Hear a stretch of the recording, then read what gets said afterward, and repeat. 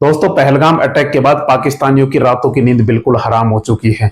और अभी तो भारत ने कुछ स्टेप ही तो लिए हैं, उसी के बदले में उनकी तो टांगे कांपने लगी हैं और यह सोचने को मजबूर हो गए कि आखिर करें तो क्या करें, क्या भारत के खिलाफ बोले या फिर भारत से माफी मांगे। क्योंकि अभी जो भारत ने किया है, केवल सिंधु जल समझौता ही तो रद्द किया है। यह समझौता हुआ था 1960 में और अब 65 साल बाद इसको रद्द किया गया है। हालांकि इसको पहले ही रद्द कर देना चाहिए, जैसे जब 1971 का युद्ध हुआ था या फिर 1999 का युद्ध कारगिल वार हुआ था, तो उसी में ही इसको रद्द कर देना चाहिए।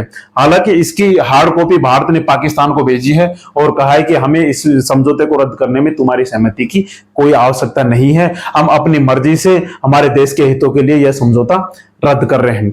दूसरा, हम देखें कि भारत ने अभी क्या किया। सिंधु नदी की सहायक नदी है झेलम नदी। यह है झेलम नदी, जो बाद में सिंधु में आकर ही मिल जाती है। तो झेलम नदी का पानी और चिनाब का पानी पाकिस्तान को जाता था। झेलम, चिनाब और सिंधु ये आईसीजे के नाम से जानी जाती थी। इसमें क्या किया भारत ने, झेलम नदी का पानी अचानक से पाकिस्तान को छोड़ दिया है बिना बताए। पहले तो सब कुछ तय था इस संधि के तहत, जो भी कोई कार्रवाई होगी वो पाकिस्तान को बताए बगैर नहीं होगी। लेकिन अब यह समझौता जब रद्द हो चुका है तो भारत के ऊपर कोई प्रेशर नहीं है, तो भारत ने झेलम नदी का पानी पाकिस्तान को बिना बताए कल अचानक से छोड़ दिया है। जिसके एवज में क्या हुआ, पाकिस्तान में बाढ़ के हालात आ गए हैं। इससे पहले इतना पानी झेलम नदी में आया था 1992 में, और लगभग झेलम नदी अपने जो मूल स्तर है उससे 20 फीट की ऊंचाई पर बह रही है। 20 फीट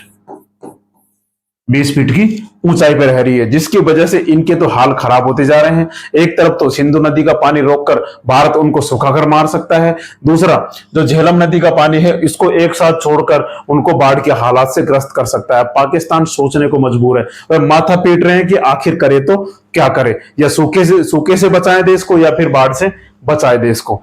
अब दोस्तों क्या हुआ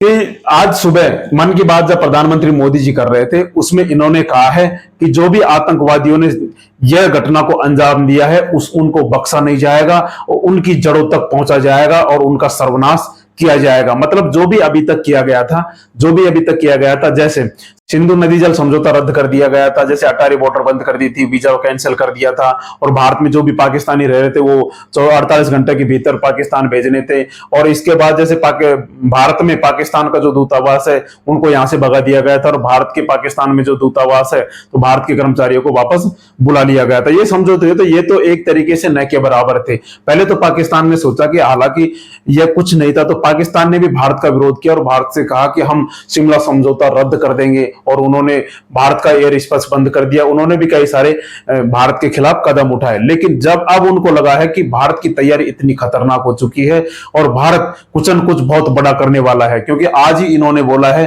कि आतंकवादियों को बिल्कुल सर्वनाश किया जाएगा, तो जो अभी तक जो कदम उठाए थे उनसे हमारी जनता भी, हमारे देश की जनता भी संतुष्ट नहीं थी। हमारे देश की जनता भी पूरी तरीके से गुस्से में है, जोश में है, और चाहती है कि हर हाल में किसी भी तरीके से पाकिस्तान से बदला लिया जाए। देश की जनता तो चाहती है कि पूरी फौज पाकिस्तान में घुस जाए और पाकिस्तान को साफ कर दे।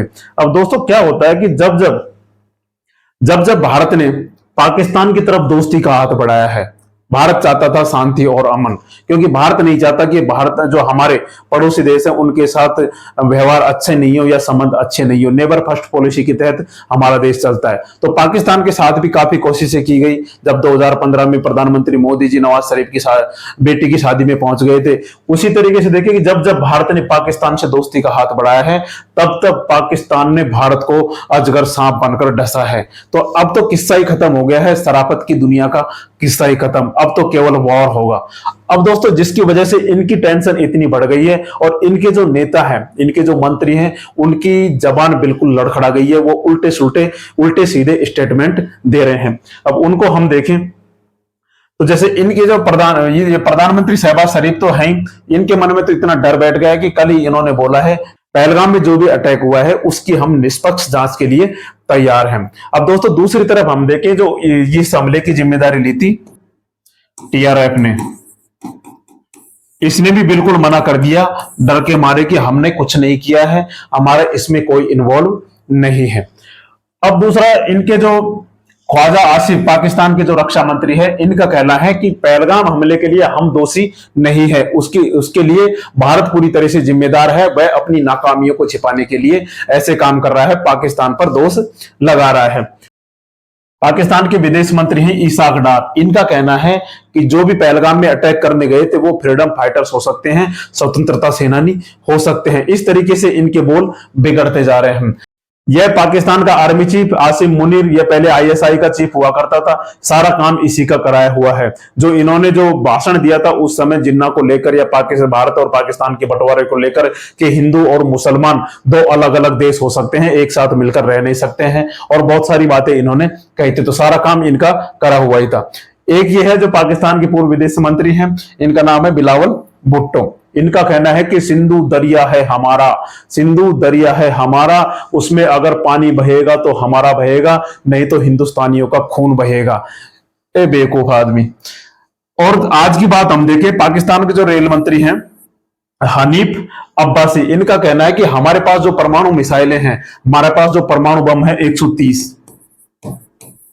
हम केवल रखने के लिए नहीं रख रखे हैं, वो कहां कहां पर हमने भारत के लिए ही बनाए हैं और भारत के लिए ही तैनात कर रखे हैं। हमें किसी से डरने की जरूरत नहीं है। हालांकि भारत के प्रधानमंत्री, हमारे प्रधानमंत्री मोदी जी ने कभी भी पाकिस्तान का नाम नहीं लिया। उन्होंने यही कहा है कि जो भी इनके साथ या इनके पीछे जो भी बैठे हुए हैं, हम उनको बिल्कुल नहीं छोड़ेंगे। उनके भाषणों में एक बार भी पाकिस्तान का नाम नहीं लिया, और इनको ये देखो सारे के सारे सब पाकिस्तान का नाम ले रहे हैं। अब दोस्तों हम भारत की खतरनाक तैयारी देखें, जिसकी वजह से पाकिस्तानियों की तो जान हलक में अटकी हुई है। भारतीय नौसेना ने अभी हाल ही में टेस्ट किया था आईएनएस सूरज से, जो पाकिस्तान की कराची बंदरगाह को उड़ा सकती है, कराची शहर को उड़ा सकती है। जैसे 1971 में कराची को बिल्कुल बर्बाद कर दिया था, बिल्कुल तहस नहस कर दिया था, जला दिया था। और अभी आज ही की बात है, आज सुबह ही भारत ने क्या किया, इंडियन नेवी वारशिप डिप्लॉयड, वहां पर अरब सागर में इंडियन नेवी की जो वारशिप है उनको डिप्लॉयड कर दिया है, और उनकी टेस्टिंग भी कर ली है।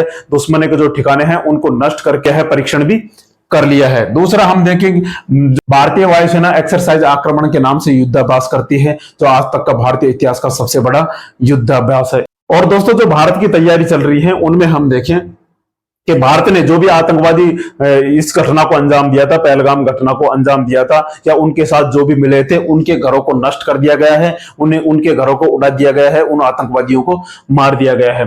दूसरी तरफ जो पाकिस्तान बॉर्डर से जो लगते हुए जिले हैं उनमें बंकरों की साफ सफाई चालू हुई है, क्योंकि ये बंकर युद्ध के समय काफी काम आते हैं, और साथ में इनमें रहने की सुविधा, इनमें खाने पीने की सुविधा की व्यवस्था की जा रही है, और इनकी साफ सफाई की जा रही है, क्योंकि जब भी वॉर होगा तो बचने का एक ही उपाय है, वो है बंकर।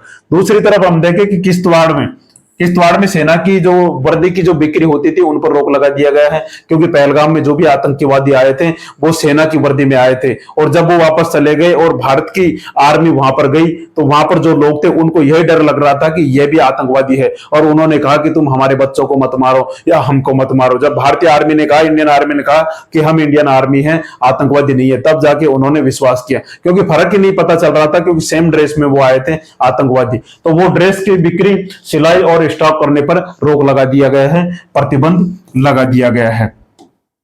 दोस्तों भारत इस समय इतने खतरनाक मूड में है और इतनी खतरनाक भारत की तैयारी चल रही है, जिसका अंदाजा पाकिस्तान लगाकर बैठा हुआ है, और पाकिस्तान के लिए बहुत घातक सिद्ध होने वाला है, जिसके चक्कर में उन्होंने कहा कि हम निष्पक्ष जांच के लिए तैयार हैं। क्योंकि भारत का इस समय पूरी दुनिया ने समर्थन दिया है, क्योंकि आतंकवाद से कभी ना कभी हर कोई देश त्रस्त रहा है, चाहे अमेरिका का ट्रंप हो, पुतिन हो, चाहे ब्रिटेन हो, चाहे मेलोनी हो, सऊदी अरब, इजराइल या फिर ईरान हो, सबने भारत का समर्थन किया है, और पूरी विश्व बिरादरी भारत के साथ खड़ी हुई है, जिसके चक्कर में पाकिस्तानी अवाम में या पाकिस्तान के अधिकारियों या नेताओं में इतना डर का माहौल है कि वो सोचने पर मजबूर हो गए कि आखिर करे तो क्या करें। अब दोस्तों आगे हम देखते हैं कुछ ही दिनों में आखिर क्या कुछ होने वाला है या क्या कुछ बड़ा होने वाला है। जय हिंद, जय भारत।